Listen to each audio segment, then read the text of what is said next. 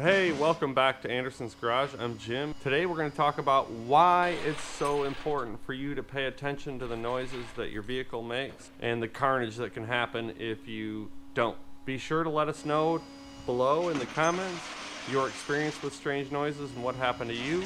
It may help somebody out when they read through it. We have an example behind us and we'll show you several more.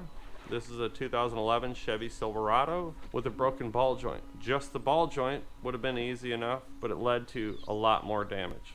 This is my buddy's truck, and he said a few weeks ago it started to make noise on the front driver's side. Had he come over then and we inspected it, figured out it needed a ball joint, it would only cost him about $235. Instead, by waiting, it cost over $907 between the inner tie rod, the axle, the fender flare, plus definitely an alignment now.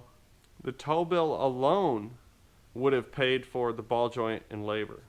So that's a difference of roughly $675 just in waiting and having it come apart on the road. So there's one example of how putting strange noises off can cost you significantly more money.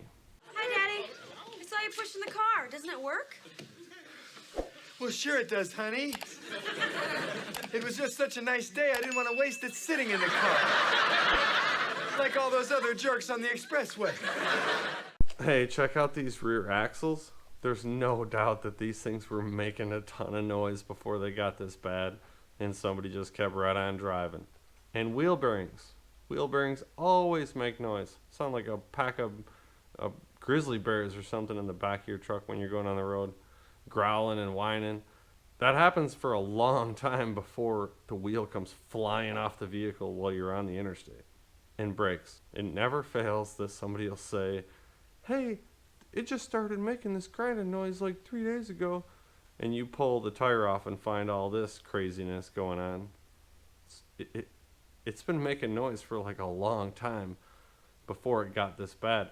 Had you brought it in and just had the brake pads done and maybe the rotors turned, you'd be way further ahead than what it's going to cost you at this point. All right, check out this CV axle. It's got the whole, looks like a ABS harness and everything all wadded up around the axle, all sorts of other stuff.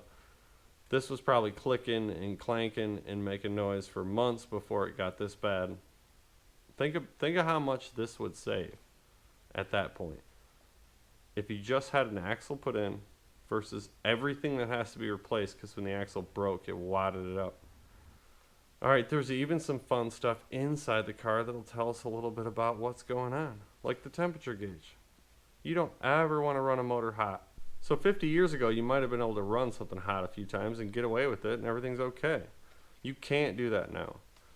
A buddy of mine was like 4 miles from his work and he called, hey, Jim, my car's overheating, man. I only got to make it about 4 miles. Should I go? And I'm like, absolutely not. You should not drive it any further. You should stop where you're at and call a tow truck. And he drove it and he wrecked his motor, all for a $10 radiator hose. All right, that's why it's so important for you to pay attention to sights, sounds, and smells with your vehicle. Save you some money down the road. So thanks for watching.